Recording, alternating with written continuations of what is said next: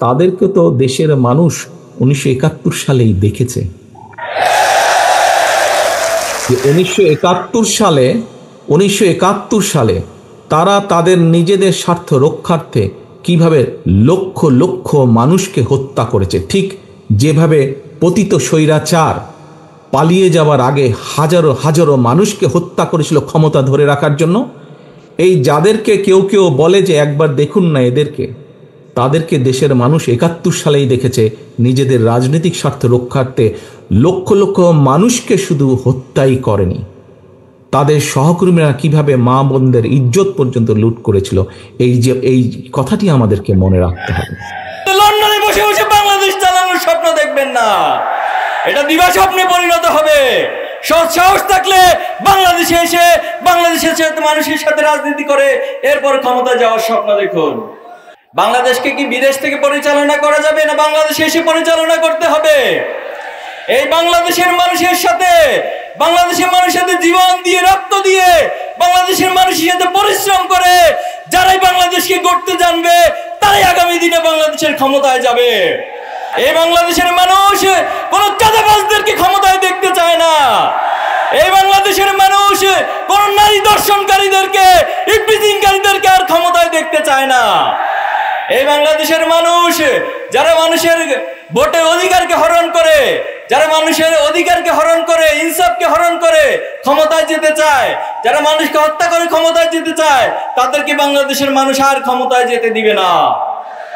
আমরা দেখছি যে একটি দল বাংলাদেশের যে সংস্কার প্রয়োজন, বাংলাদেশকে এগিয়ে নেওয়ার জন্য যে সংস্কার প্রয়োজন, সেই সংস্কারের নোট অফ ডিসেন্টের নামে তারা সংস্কারকে বাধাগ্রস্ত করার জন্য চেষ্টা চালিয়ে যাচ্ছে। আমরা দেখেছি তাদের হাতে এখন পর্যন্ত গত 1.5 বছরে 200-র বেশি মানুষ নিহত হয়েছে, তারা সংগঠিত করেছে।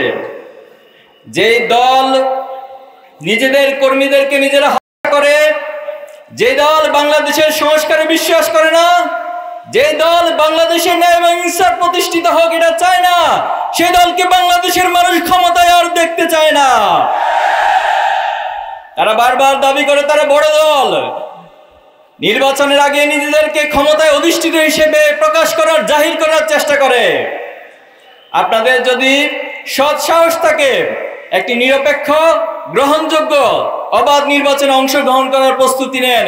মানুষ হত্যা করে এই বাংলাদেশের পরিবেশকে আর নষ্ট করার চেষ্টা করবেন না। আমরা দেখেছি বিগত সময়ে বাংলাদেশকে বিদেশ থেকে বসে বসে পরিচালনার একটা প্রবণতা লক্ষ্য করা যাচ্ছে অনেকের মাঝে। আপনারা দেখেছেন বাংলাদেশকে কি বিদেশ থেকে পরিচালনা করা যাবে, না বাংলাদেশে এসে পরিচালনা করতে হবে? এই বাংলাদেশের মানুষের সাথে, বাংলাদেশের মানুষের সাথে জীবন দিয়ে, রক্ত দিয়ে, বাংলাদেশের মানুষের সাথে পরিশ্রম করে যারাই বাংলাদেশকে গড়তে জানবে, তারাই আগামী দিনে বাংলাদেশের ক্ষমতায় যাবে। দিল্লিতে, পিন্ডিতে, লন্ডনে বসে বসে বাংলাদেশ চালানোর স্বপ্ন দেখবেন না, এটা দিবা স্বপ্নে পরিণত হবে। সৎ সাহস থাকলে বাংলাদেশে এসে বাংলাদেশের মানুষের সাথে রাজনীতি করে এরপর ক্ষমতায় যাওয়ার স্বপ্ন দেখুন। সংগ্রামী উপস্থিতি, ইসলামী ছাত্র শিবির 1977 সাল থেকে আজ পর্যন্ত বাংলাদেশের ছাত্র সমাজকে, যুব সমাজকে নৈতিকভাবে মেধার ভিত্তিতে গড়ে তোলার জন্য আপ্রাণ চেষ্টা চালিয়ে যাচ্ছে। কিন্তু দুর্ভাগ্য হলো সে 1977 সাল থেকে আজ পর্যন্ত আমাদের শত শত ভাইদেরকে জীবন দিতে হয়েছে, আমাদের ভাইদেরকে নির্মমভাবে হত্যা করা হয়েছে। আমরা যখন প্রশ্ন করেছিলাম যে কি আমাদের অপরাধ ছিল, কেন আমাদের ভাইদের উপর এত নির্যাতন, এত গুম, এত খুনের ঘটনা ঘটানো হচ্ছে, তখন একটাই উত্তর পাওয়া গিয়েছে যে আমরা শুধুমাত্র এই ঘোষণা দিয়েছিলাম, ওমা নাকামু ইল্লা আন ইউমিনু বিল্লাহিল আজিজিল হামিদ, আমরা শুধুমাত্র এক আল্লাহর কাছে আমাদের নিজেদের বিশ্বাসকে সঁপে দিয়েছিলাম। এই অপরাধে আমাদের শহীদ সাব্বির, শহীদ আইয়ুব থেকে শুরু করে আমাদের প্রথম কেন্দ্রীয় সভাপতি শহীদ মীর কাসিম আলী, শহীদ কামরুজ্জামান থেকে শুরু করে শত শত ভাইদেরকে জীবন দিতে হয়েছে। আমাদের শত শত ভাইদেরকে গুম করা হয়েছে, নির্মম নির্যাতন করা হয়েছে রিমান্ডে নিয়ে। অনেক ভাইদের লাশ খুঁজে পাওয়া আছে নদীতে, খালে, বিভিন্ন রাস্তার ধারে। তথাকথিত ক্রস ফায়ারের নামে আমাদের অনেক ভাইদেরকে গুলি করে হত্যা করা হয়েছিল। কিন্তু 2024-এর জুলাই আগস্টের পর অনেকগুলো আয়না ঘোড়া আবিষ্কৃত হয়েছে, কিন্তু দুর্ভাগ্য হলো আমাদের 7 জন ভাইকে এখনো ফিরে আসেনি। আমরা প্রশাসন থেকে শুরু করে বিভিন্ন জায়গায় বারবার বলেছি, তাদের পরিবারকে নিয়ে এসে বিভিন্ন আবেদন উপস্থাপন করেছি, কিন্তু এখনো পর্যন্ত আমাদের সেই ভাইদেরকে কোনো খোঁজ সরকার দিতে পারে নাই। আমরা সরকার থেকে আহ্বান জানাবো, অতি সত্বর আমাদের ভাইদের এই খোঁজ আমাদের বাংলাদেশের কাছে, তাদের পরিবারের কাছে দিতে হবে। আমাদের অসংখ্য ভাইদেরকে পঙ্গু করে দেওয়া হয়েছে, হাত কেটে ফেলতে হয়েছে, চোখ উপড়ে ফেলা হয়েছে, চোখ নষ্ট করে দেওয়া হয়েছে। এই সকল লড়াই সংগ্রাম, এই ত্যাগ কোরবানির পথ মারি দিয়ে আজকে যে পর্যায়ে এসে দাঁড়িয়েছি, এখন এসে নতুন করে আমাদেরকে ভয় দেখানো, আমাদেরকে থামিয়ে দেওয়ার যে রাজনীতি, এই রাজনীতি বন্ধ করতে হবে। অতীতে যারা আমাদেরকে থামিয়ে দিতে চেয়েছে তারা নিজেরাই থেমে গিয়েছে। অতীতে যারা আমাদেরকে নিষিদ্ধ করতে চেয়েছিল তারাই বাংলাদেশের মানুষের গণ আদালতে নিষিদ্ধ হয়ে বাংলাদেশ ছেড়ে যেতে বাধ্য হয়েছে। এই জন্য আমাদেরকে ভয় দেখাতে আসবেন না। আমরা এক আল্লাহর কাছে নিজেদের কপাল এবং নিজেদেরকে সঁপে দিয়েছি। আমরা ঘোষণা দিয়েছি আসলামতু লিরাব্বিল আলামিন। আমরা শুধুমাত্র এক আল্লাহর কাছে নিজেদের মাথাকে নত করি। দুনিয়ার কোনো শক্তি, দুনিয়ার কোনো প্রভাবের কাছে আমরা নিজেদের মাথা নত করি না। এই জন্য এই শক্তিকে যারা রুদ্ধ করতে আসবেন, বাধা সৃষ্টি করতে আসবেন, তারাই পৃথিবীতে ইতিহাসে আস্থা করে পরিণত হবেন। সংগ্রামী উপস্থিতি, অপার সম্ভাবনার এই বাংলাদেশের যে জনসংখ্যা রয়েছে, এই জনসংখ্যাকে জনসম্পদে পরিণত করতে হবে। আমাদের দেশে যে ছাত্র সমাজ রয়েছে, এই মেধাগুলো বিভিন্ন দেশে পাচার হয়ে যাচ্ছে। আগামী দিনে যারা রাষ্ট্র পরিচালনা করবেন, আমরা অনুরোধ করব, এই মেধাকে লালন করতে হবে, পরিচর্যা করতে হবে। ছাত্র শিবির বিভিন্ন ফেস্টের আয়োজন করছে, সায়েন্স ফেস্ট থেকে শুরু করে বিজনেস কার্নিভাল, নানান আয়োজন আমরা করছি। এর মধ্যে দিয়ে বাংলাদেশে ক্রিম মেধাবীগুলো উঠে আসছে এবং আলহামদুলিল্লাহ আপনারা জেনে খুশি হবেন, ছাত্র শিবিরের আয়োজনগুলোতে যারা সম্পৃক্ত হচ্ছে তারা শুধুমাত্র দেশেই নয়, বরং তাদের মেধার সাক্ষ্য তারা পৃথিবীর বিভিন্ন রাষ্ট্রে গিয়ে বিভিন্ন ওয়ার্ল্ড কম্পিটিশনে অংশগ্রহণ করে তারা কৃতিত্বের অবদান রাখছে। আমাদের এই মেধাগুলোকে পরিচর্যা করতে পারলে নিঃসন্দেহে আগামী দিনে বাংলাদেশ একটি সমৃদ্ধ বাংলাদেশে পরিণত করা সম্ভব। বাংলাদেশে পৃথিবীর সর্বোচ্চ সি বিচ রয়েছে, সবচেয়ে বড় ম্যানগ্রোভ ফরেস্ট এই বাংলাদেশে রয়েছে। নদী মাতৃকতার মধ্য দিয়ে বাংলাদেশে অপার সম্ভাবনা রয়েছে। শুধুমাত্র যদি নদী মাতৃকতার মধ্য দিয়ে বাংলাদেশকে সাজানো যায়, পৃথিবীর অন্যতম পর্যটন শিল্পের দেশ হিসেবে বাংলাদেশ পরিণত করা সম্ভব। বাংলাদেশের যে এত সম্ভাবনা রয়েছে, অতীতে আমরা কখনোই কোন রাজনীতিবিদদেরকে এই সম্ভাবনা নিয়ে কথা বলতে দেখিনি, এই সম্ভাবনা ভাবতে দেখিনি, বরং তারা বারবার এই বাংলাদেশ থেকে লুটপাটের রাজনীতি করেছে, বাংলাদেশ থেকে অর্থ পাচারের রাজনীতি করেছে, বেগম পাড়ার বড় বড় দালান তারা নির্মাণ করেছে, অর্থ পাচার করে বাংলাদেশকে অর্থনৈতিকভাবে পঙ্গু করে দেওয়া হয়েছে। এজন্য আগামী দিনে বাংলাদেশে যে রাজনীতি হবে, সেই রাজনীতি হবে সমৃদ্ধ বাংলাদেশ গড়ে তোলার রাজনীতি। বাংলাদেশকে গড়ে তোলার রাজনীতি হবে ন্যায় ইনসাফের রাজনীতি। আগামীর বাংলাদেশ হবে ন্যায় ইনসাফের রাজনীতি। আগামীর বাংলাদেশে কোনো ধরনের কাদা ছড়াছড়ি রাজনীতি হবে না। আজকের এই জেনজি, আজকের এই জেনারেশন জুমার্স, জেনারেশন আলফা এই ধরনের কাদা ছড়াছড়ি নোংরা রাজনীতি পছন্দ করে না। আমরা সম্প্রতি দেখতে পাচ্ছি যে একটি দল আমাদের নারী এবং বোনদের উপর হামলা চালাচ্ছে। এর চেয়ে নির্লজ্জ কাজ বাংলাদেশের জমিনে জুলাই এবং আগস্টের পরে আর কিছু হতে পারে না।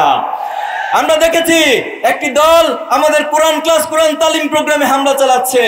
যারা কোরআনের তালিমে, কোরআনের প্রোগ্রামে হামলা চালাবে, মনে রাখবেন এটা আগুন নিয়ে খেলা করার শামিল। আগুন নিয়ে যারা খেলা করে তাদের পরিণতি অতীতেও খারাপ হয়েছে, ভবিষ্যতেও খারাপ হবে।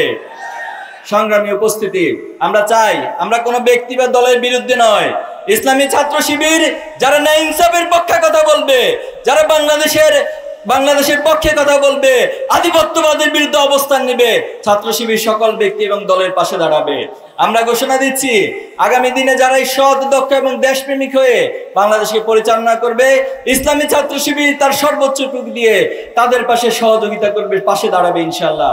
সংগ্রামী উপস্থিতি, আজকে যে ডাক্তার খালিদুজ্জামানের আহ্বানে আমরা এখানে এসেছি, তিনি ইতিমধ্যেই এই অঞ্চলে ধানমন্ডি, গুলশান, বনানী, বাসানটেক সহ এই অঞ্চলে অনেক উন্নয়নের তিনি নজির স্থাপন করেছেন।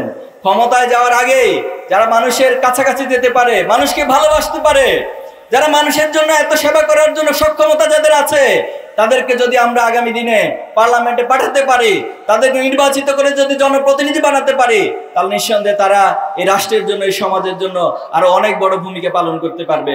আমরা কি ডাক্তার খালিদুজ্জামানের জন্য সকলে ঐক্যবদ্ধভাবে কাজ করতে প্রস্তুত আছি? ইনশাআল্লাহ। তিনি শুধুমাত্র রোগীর সেবা নয়, আলহামদুলিল্লাহ তিনি প্রমাণ করেছেন তিনি সমাজ সেবা এবং মানবতার সেবায় অগ্রগামী হিসেবে ভূমিকা রাখতে সক্ষম ইনশাআল্লাহ। আমরা মা বোনদের উদ্দেশ্যে বলতে চাই, ইসলামের ইতিহাসে মা বোনেরা অনেক বড় ভূমিকা রেখেছে, জিহাদের ময়দানে ভূমিকা রেখেছিলেন এবং ইসলামকে প্রচার প্রসারে, ইসলামের জ্ঞান চর্চায় হযরত আয়েশা রাদিয়াল্লাহু তাআলা ভূমিকা রেখেছিলেন। সবচেয়ে বড় বিষয় হচ্ছে আল্লাহ রাসূলুল্লাহ সাল্লাল্লাহু আলাইহি ওয়াসাল্লামের সময় যিনি প্রথম শহীদ হয়েছিলেন সুমাইয়া রাদিয়াল্লাহু তাআলা আনহা। এজন্য নারী এবং বোনদের যে ভূমিকা, এটা বাংলাদেশের ইতিহাসের প্রেক্ষাপটে আমরা দেখেছি, জুলাই এবং আগস্টে আমরা দেখেছি ওনারা যেভাবে করে আমাদের ভাই এবং বোনদের পাশে এসে দাঁড়িয়েছেন, ছাত্রদের পাশে এসে দাঁড়িয়েছেন। মায়েরা তার সন্তানদেরকে এসে নাস্তা নেমে গিয়েছিলেন, অনেকে বিভিন্ন খাবার রান্না করে রাস্তায় আমাদের ছাত্র জনতার কাছে বিলিয়ে দিয়েছেন। আমরা বিশ্বাস করি আপনাদের এই প্রচেষ্টা যদি অব্যাহত থাকে, আগামী দিনে আমরা যে স্বপ্নের বাংলাদেশের চিন্তা করছি, যে সমৃদ্ধ বাংলাদেশের চিন্তা করছি, আপনাদের ভূমিকার মধ্য দিয়ে সেই বাংলাদেশ বিনির্মিত হবে ইনশাআল্লাহ। পরিশেষে আমরা বলতে চাই, আমরা যে অগ্রযাত্রা নিয়ে সামনে এগিয়ে যাচ্ছি, পৃথিবীর কোনো শক্তি, কোনো সামর্থ্য নাই আমাদের সে অগ্রযাত্রাকে রুদ্ধ করে দিবে। আমরা আল্লাহর উপর ভরসা করে নিজেদের সকল প্রচেষ্টাকে একত্রিত করে সামনে এগিয়ে যেতে চাই। এই বাংলাদেশের জন্য অসংখ্য জীবন এবং রক্ত দিয়েছে।